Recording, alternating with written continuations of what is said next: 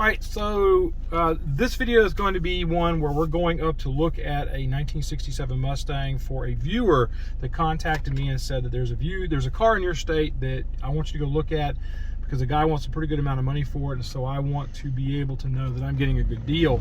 This is something you can do. If you've got a car that you're interested in and you want to pay a little bit of money for somebody to go out and take a look at it that's into the cars like you are and knows what they're talking about, and I guess I'm that guy in this situation, you can have somebody go take a look at the car for you and say, hey, yeah, go ahead and do this. It's not a bad deal.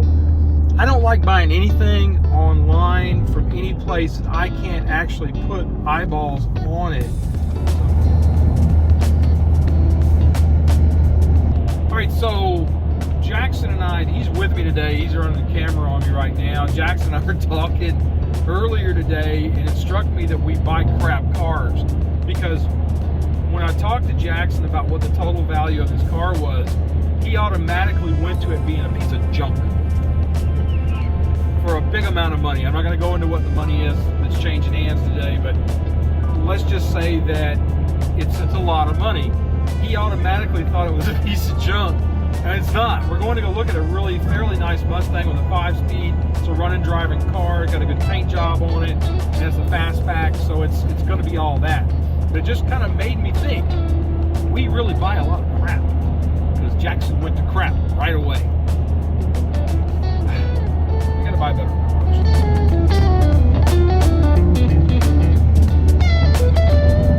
All right, so we are now at the location with the car, and my first blush on this car is it's a really nice vehicle. I mean, I'm looking at it, the paint's in decent shape. The guy who has the car now says the paint's probably about 20 years old. So, and it's indicative of that. I see little imperfections in the paint, but there's not anything that's going to make me say, no, we don't want to do this. We've been talking to him a little bit off camera, and I'm going to point out some things that he's already talked about and mentioned. Anytime somebody's really forthcoming with what they know about the car, I'm a little more comfortable with the buying. One of the things that I do like about this one is it's complete. It's ready to rock and roll. So we're going to start going in and kind of bearing down on it a little bit. Some things that we're going to talk about that were already mentioned by the owner to the buyer on this car is there's a little bit of door rust on both sides. And some of that's because of a repair style. If the paint is that old and it's 25 years old and it's starting to come up now, that's good. If this car was painted 6 months ago and you're starting to see door rust already coming up, that means the repair was not a good repair. My 72 Mach 1 is 20 some odd years old on the restoration, and the paint's just absolutely fallen off of it because of my bad prep work.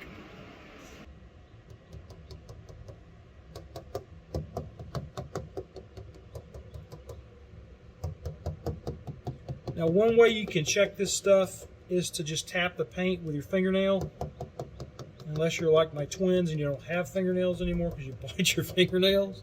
But you can hear a difference in pitch as we move into that area where the repair has been made. No change in pitch there, except going down to the edge, which is going to have a change in pitch because of your pinch weld down here. Again, 25-year-old paint, you're going to see some imperfections. And one of the places is like here, there's a little bit of a crack in the paint, and there's a little bit of lift. This is one of your joints in the car, so this is an area that could see some kind of cracking from age. There is a lead joint right here. A lot of these cars will start to see some changes in paint in those areas. So that's not to be unexpected. The little bubbles here, this is another joint area. Your joint on the fastbacks comes right in through here. So this, again, is an area where you can see some of that starting to happen with a paint job that's a little older. On my 72, it's done the same thing. The nice thing about quarter extension damage like this is it can be repaired. You can take this to a shop and just have them pull that extension off and repaint this extension and get rid of that problem right there.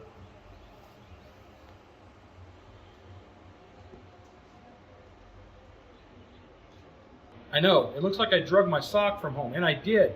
But what's in the bottom of this sock is a little magnet that I got from over at a little hobby store local to our house. And what I can do with it's in the sock, I can put it on the paint job and try to pull it off. If it pulls the sock, you know you got decent metal underneath it. And I'll show you that on the front here in just a second. See how it pulls it up? That's pretty good, all the way down to the bottom. This won't mar the paint or anything. This will be good. The owner won't have a problem with you doing this because you've got a soft material. I think we're pretty good here. Nothing in these lower quarters. See how it's pulling it up when I go? That's good. And you'll want to check inside these areas on a classic car. You're probably going to have some issues with little specks of paint being taken out here because it's got a 351 Windsor that's bored out to 410 cubic inches. I think it's got plenty of stones to do anything it needs to do, especially throw rocks at the paint job. Now we're going to go down here and do that to the door. Over here where we know we've got an issue. Sticks there. And it runs away from that corner pretty quickly. Almost falls off right there on top of the repair. This repair on this side is probably a little bit better than the other one, but it's in that corner. And like I said, I'll open the door up and take a look at it with a flashlight. Very light there. Not like you get here. It pulls a little bit better. And you don't want to randomly do that on a car. If you're buying an automobile, you'll want to randomly just take and pull the magnet off on different areas because there can be damage that you don't know about that's hiding in some of these spots along the quarter panels too. All right, now the next thing I'm going to do is I'm going to have the current owner of the car come in here, start it up, and pull it out. And what I'm going to be looking for is smoke coming out of the tailpipe, and I'm also going to be looking for or listening for any noises out of the engine that are what I would call unsavory. All right, now one thing that is kind of disconcerting to me as a buyer, and this is just a personal picky point, is that the engine has been run. In other words, he brought the car over here today for us to take a look at it, and you won't be able to hear the engine on a cold startup because if you're going to exhibit issues inside the engine, rattly lower end or a knock or something, that can go away and not be heard on a warm startup that you're going to hear on a cold startup. So this engine's been run and it's warm. The one thing we do know about that is it made it all the way over here from his house, so that's kind of a plus. I would like to have seen it stone cold start up, but I'm going to be okay with this for right now, and especially if we can see what the oil pressure is on the engine when it is running.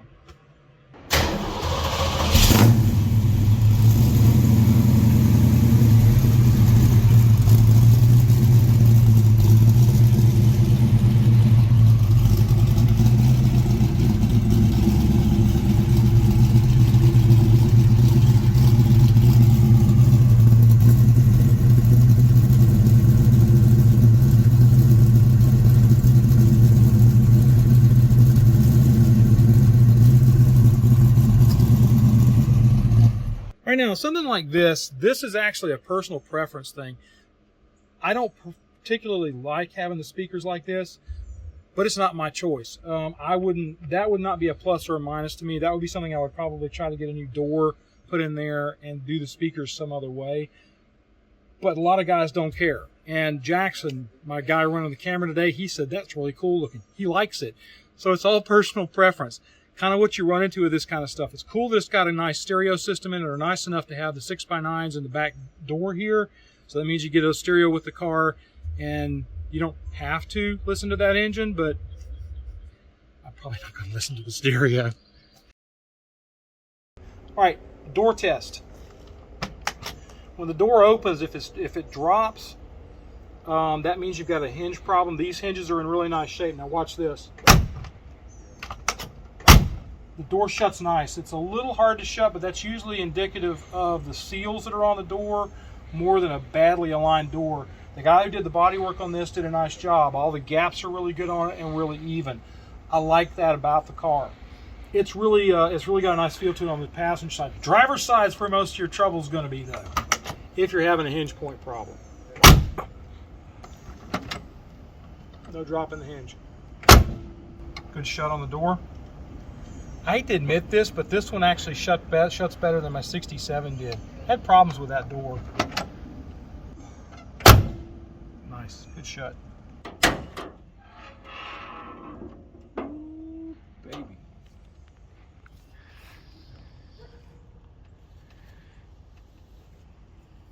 This is a really nice engine bay. Very well done, very neat. It's not cluttered up like you see a lot of them. It's got the 351 Windsor stealth intake, Holley 4-barrel, which is a great carburetor for this setup. All this stuff is where it's supposed to be. Battery tray, everything looks to be in order in here. There's no rust down in here. I can't look down inside these areas on the sides of the car at the frame rail areas and see anything that looks untoward. Got a big front sway bar on it. I don't see any real heavy leaks on the oil pan. It's got aftermarket motor mounts on it with the urethane centers. It has a rack and pinion on it. I believe a Flaming River or one of those. Now the clutch on this car is a standard Z-bar type clutch. That's not a bad thing or a good thing. It's just a thing to note. I'll also want to look and see what we've got going out in the back. The next thing you want to do is you want to look at your VIN. All right, now what I'm doing is I'm looking at the floor pans on this thing. These floor pans are almost always somewhat problematic. The frame rail on this one, somebody's put a jack on that frame rail in the past and folded it up like a taco. Now the other side has some similar damage to it, but it's not as bad as this one is. This isn't going to affect performance or anything. It's mostly a cosmetic issue. I wouldn't worry about it if it were me. If I really wanted to get stinky about it, like I said, I would go cut the floor and fix that. Other side, not nearly as bad. All right, it's got a set of underride traction bars on it. These are kind of neat too. The underrides have been welded on, which I prefer as long as you've got a good weld. So I call these kind of a plus, especially with the 5-speed and the 410 351 Windsor in this one. Now these two bolts, you've got an inner bolt and a bolt coming from inside. This is for the roll bar that's in the car. It's a 4-point bar. It helps. It's going to help a little bit with chassis stiffness, but because of where it's at, being on the floor pan rather than on the torque box area, it's not going to really be a good chassis stiffener. But in a rollover situation, it will help a little. All right, now what you have here, this is a 7T02C. What is that? That means this car is a 1967, built at the Metuchen plant in New Jersey, and it's an 02, which is a fastback. Anymore, that can be a real issue. There can be a car where you'll pick it up and you'll have, instead of an 02, you'll have an 01 there, which will mean that your fastback that you're looking at is a cobbled together car. It's not really a fastback. It's a hard top that somebody's gone in and put a fastback kit on. Is that a plus or a minus? I have no idea. It's just an is. If I start looking at that, then I start really wanting to bear down and look at the body a little bit more. But owing to what the owner on this car said, it's a 25-year-old paint job. The paint job has all the earmarks of being an older paint job. We know that it's not one where they've done a fastback conversion. The next thing I'm looking at is that C. The C tells me that this car is a 289, which is good. It's originally a 289 car. Somebody has gone in and put a 410 Windsor in it, which this thing should sparkle pretty nice when you take it down the road. One thing I do notice that is something that a lot of people have done over the years on these is down here in the shock tower area, you'll see a rubber plug here. The fact that somebody put a plug here, again, indicates that somebody gives a crap about this car. That rubber plug is covering a hole so you can grease the upper control arm bushings on the insides. I prefer to see a 90-degree fitting on there that greases them out this way, but the holes are here. The reason I don't like having the holes down there is because that can induce cracking in the shock towers, which I do not see on this car. And what I'm looking for when I'm doing this is cracking around the bolts. Ford put more reinforcing in 1967. These look pretty decent from this altitude. I don't see anything that makes me want to worry about there being cracking down in there. The back one's a little harder to see, but I'm going to check it as well. See anything that makes me want to holler, so that's good. I'm gonna go look at the other side. We'll do that off camera. All right, this car's got an original early 60s Ford 9-inch in it. Rear drum brakes, not a big problem on that. Again, I actually like drum brakes on the street. They tend to work a little bit better, so that's, I don't call that as a negative. I call that as just it is what it is. It's gonna be hard to get up underneath here and check for a pinion leak, but I'll do that here in a second and see if there's any weep off the pinion. You can tell it's an earlier Ford 9-inch because there is a neck down right there where my flashlight is shining. The axle housing actually necks down to go out to the axle ends. So that's what that's all about. Looking at that, that looks fine too. I mean, you know, everything's really checking out pretty nice on this car. All right, so now we've got the traction bars here. You'll notice that there is a shim in between the leaf and the rear axle on this car. That's a good thing. What that tells me is that somebody gave enough of a crap to go in here and try to get the pinion angle correct on this car when they did it.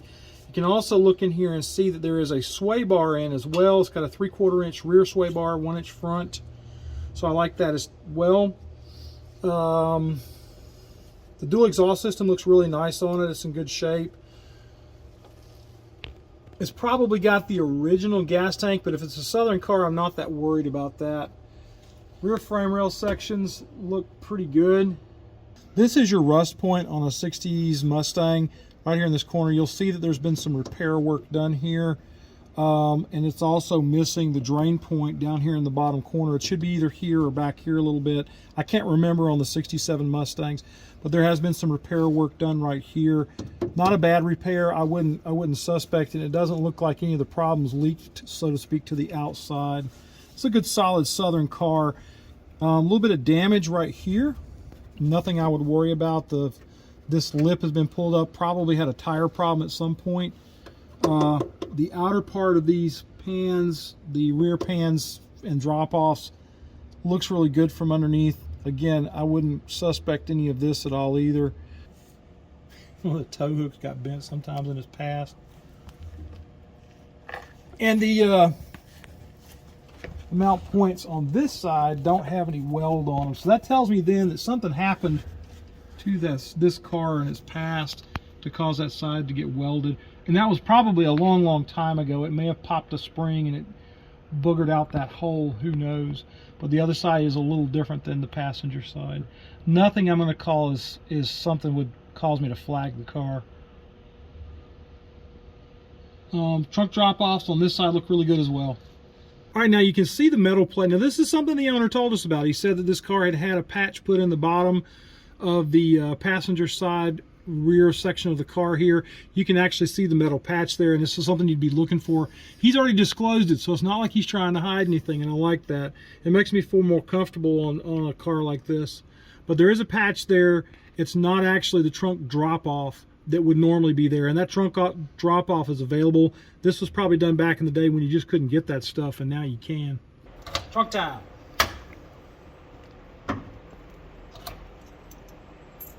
All right, whenever you're buying one of these kind of cars, a classic of this nature, you're going to want to pop the trunk on it, and you're going to try to get down into the corners if you can to see what's down in there and in there.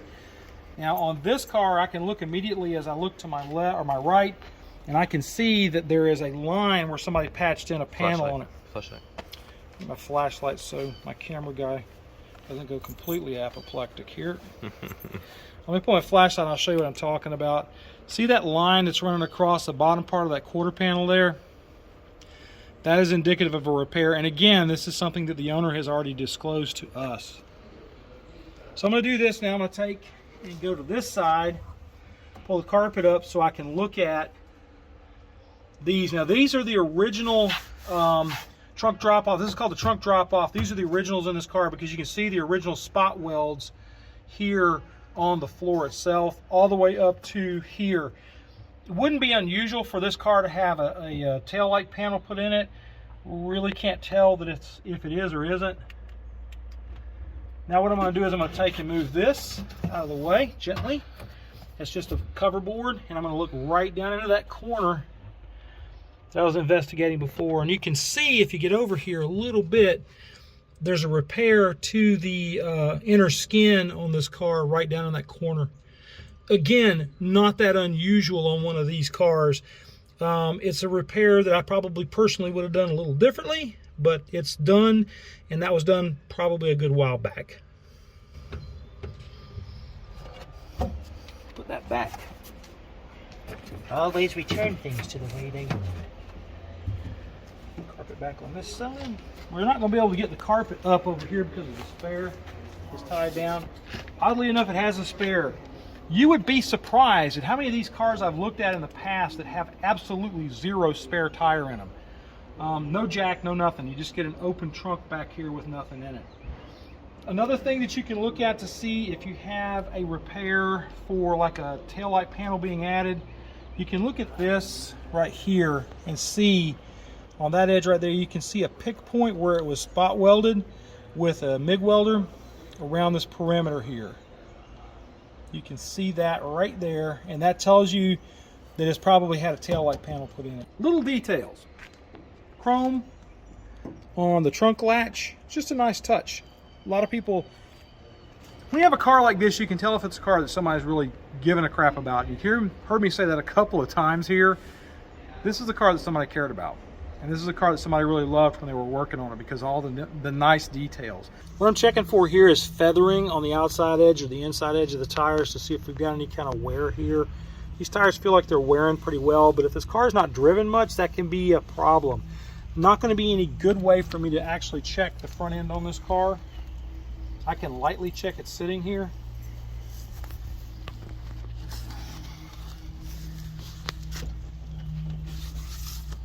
A little bit of creak on the front end, not unusual on a Mustang.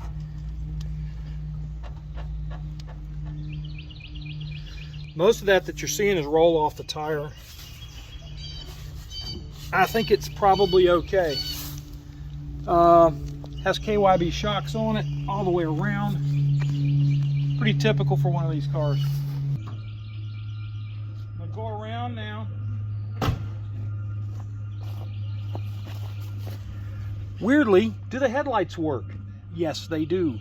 That's something you want to check out before you buy a car. If you get a flickering headlight sitting like this, you probably have an issue with grounds and things like that. This one seems to be okay. Now I'm going to check out my turn signals. Working, not working, working, not working. Yep, okay, good turn signals. That's good. Now we move to the back. Now what I'm looking for in a case like this is a fluctuation in the passenger side turn signal while this one is running without the car idling. That'll mean that it could mean something with the grounding in the car. This one looks like it's doing fine. There's no fluctuation in that light. Turn signal is working. Turn signals on a Mustang can be a real problem. Now in a Mustang, this is the end of the leg. If this leg, you're gonna have a problem with the lights and the turn signals, it's gonna be on this one over here. We look pretty good. The running lights are on. It's looking fine. Good turn signals. Now I'm going to test the brakes. I'm going to have Jackson tell me whether or not we got brake lights. Good. Okay, we got brake lights. All the safeties are there. And the car has disc brakes. That's another plus. All right, now I'm going to move to the interior. All right, now I'm going to look at the interior. Again, this interior is a little bit older, showing a little bit of wear, but this is actually very cleanable and can be made to look nice again. These doors are notorious for taking strikes and chips on the bottom edge down here. I put the cladded panel on mine that had the speakers in it just to keep that from being an issue because I didn't like hitting that door every time I got out. Sill plates on these also take a lot of strikes. Again, all replaceable stuff and easy to do. Has an aftermarket stereo system in it. This is a Jensen head unit. That's fine for what this car is doing. It's going to be a driver car. The one thing we didn't check was the fog lights, and I'll check those in just a second. All right, so it's got a 5-speed in it with an aftermarket shifter in here. This is a stock style shift arm. The tangs don't do anything for reverse, but it's nice because they put the original style shift ball on it with a 5-speed shift imprint in it. The boot's starting to take damage, which is not that unusual with these. This is really an issue with those kind of these kind of setups. What I've typically done in the past with these is instead of using the square shift boot like this, I'll use the early one from the 65, 66 that is a round hole, or even the stock one for this one, and put that on here, and that seems to work pretty well. You can get them to fit on there, it's just a little harder. Dash panel showing some wear around the ignition switch. This is not at all unusual on an early Mustang. This may even be the original paint on the dash panel because I can see some chipping and stuff around the edges that you would only see if this was original paint. And it's kind of cool that it has that. Dash trim is in decent shape on this. The only thing that if we were staying in the south of this car, I would have to have air conditioning. This one does not have AC. And we're in South Carolina, so I'm sweating right now, and it's not even sunny yet. I would venture to say that this is probably the original dash trim on this car, which is really cool. Aftermarket dash pad, you can tell because the stuff on the top of the dash pad here is not as smooth as the original dash pads were. I'm going to check a couple other things when we get inside the car, which for me sometimes on these is a bit problematic. Oh, I actually fit these better than I fit the earlier Mustangs. It's got an aftermarket tilt column in it. I believe that is a Flaming River column. Aftermarket tack in here, which that's pretty cool. It's kind of an auto gauge with a little bit of a retro feel to it. But one of the things I'm going to do is I'm going to turn the car to the on position, check and make sure my blower works. I know that sounds stupid, but believe it or not, sometimes those things are like that and they don't work when you buy the car.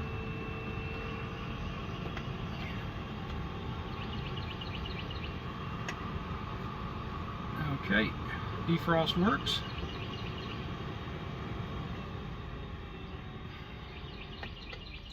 Fan works in all positions.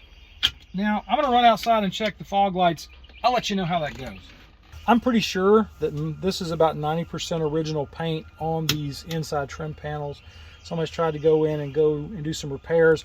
This kind of stuff, you can try to get somebody at a shop to match your paint, that you can go in and fix this, clean the panel up really nice, and take it down there and get paint matched for this just to fix those spots and clean these areas up where there's been a mismatch in color. All right, what I'm doing right now is I'm looking at cowl vent on this car. These cars are pretty notorious for having cowl vent problems. I look at this one though, I think we're pretty good because you can look at this box and see that it's in really nice shape. Somebody's done a restoration job on the box. It's been repainted black, but it is in pretty good shape. And I'm going to try to roll up underneath here. What you're looking for is seeing what's going on up here. It's a little hard sometimes to do with the light on, but I'm just going to look here and see if I can see anything of the cowl much, and I can. Cowls on this thing look pretty good. Yeah, I'm pretty happy with this side. Now I'm going to go around to the driver's side and do the same thing.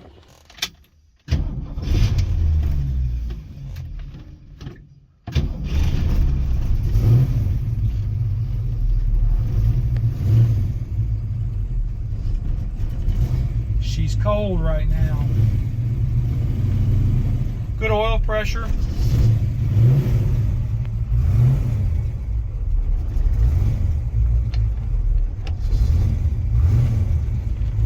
E-brake off, which we know the e-brake works.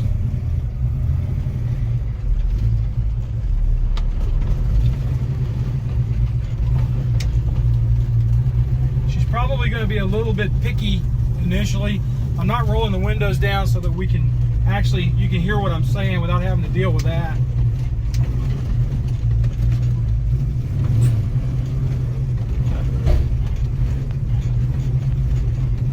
If I'm going to find out how bad the front end is, this is the place I'm going to find it out.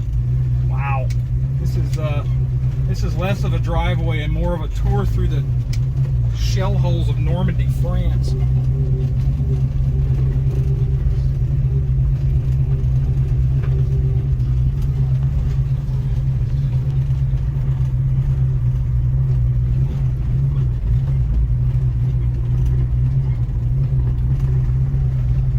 I'm leaving the bocage.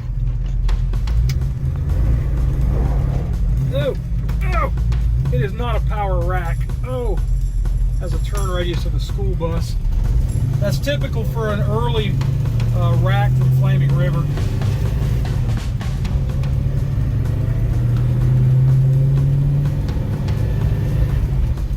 Now I'm not going to beat on this car any. I'm just going to drive it lightly because I'm not familiar with it. It's not my car. So I'm not going to go out and tear around in it. I'll get myself familiar with it first as I drive it, and then we'll see what it does. I also want my temperatures to come up to normal. We're almost there at 180, so we're probably right about where it needs to be. Fuel ratio, air fuel ratio is nice, 15. Pretty well tuned little car.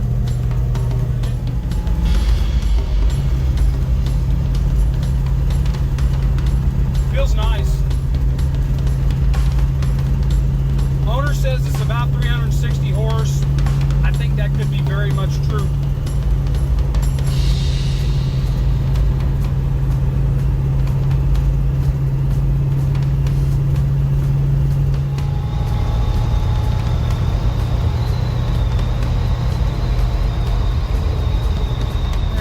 Try to turn this pig around. It's not a pig. I say that every time I'm turning a car around. I figure with the driveway, he's probably not going to have a problem with me turning around.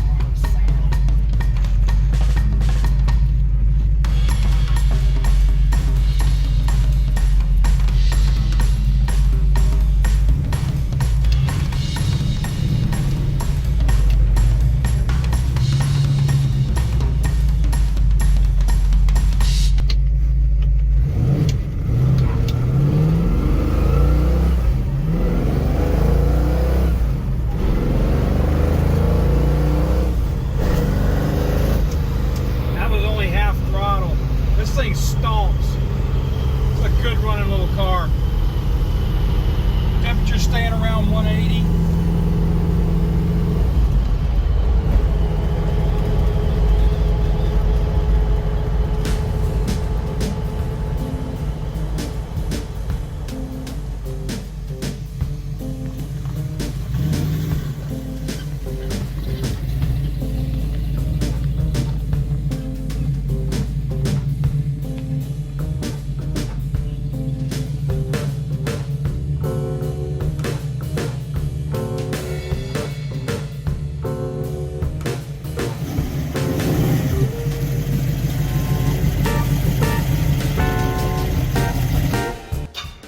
Car. And a nice truck. Alright, so that's exactly how I go and look at a classic car. When I'm going out and looking at one, you just saw everything I do. The only thing I probably would have done a little differently if I could is I would have put it up on a lift somewhere, checked the front end a little bit better, but driving it will give you some of those same indications. Any road undulations or bumps that I encountered when I was out running today, I honestly didn't hear anything clunky in the front end. It sounded great. So I like this car. I think the viewer, if he wants to buy this thing, you'll have him a really nice Mustang to drive around in and enjoy. Speaking of enjoying yourself, go and check out our Patreon account as the dogs bark and everybody talks. In the Patreon account, at the $10 a month level, you get monthly meetings with me on Zoom. It's really a lot of fun. We're also doing a thing where once a month we're giving away doodles that I do. But what I'm showing you right now is Bob McDonald's doodle. He's one of our patrons that was at our little car show that we had about a month ago on the channel or on our Zoom meeting that we do once a month. You know where I'm going to go with this. It's super thanks. Super thanks is a one-time way to thank us for something we do on this channel. If we got one video out there that you said, holy cow, that taught me everything I needed to know about that subject, and I would like to give you some money, we would take $1.5 million if you're willing to give us $1.5 million. I know you're probably not going to do that, but that's okay. $1 will suffice. I'll get 50 cents and, you know, YouTube will get the rest of it, but that's also kind of like telling me I didn't do a good job, you didn't like the video, because it's like leaving a 2-cent tip for somebody. All right, folks, be kind to each other, love on each other, treat each other nice. We'll see you next time on Autorestomod.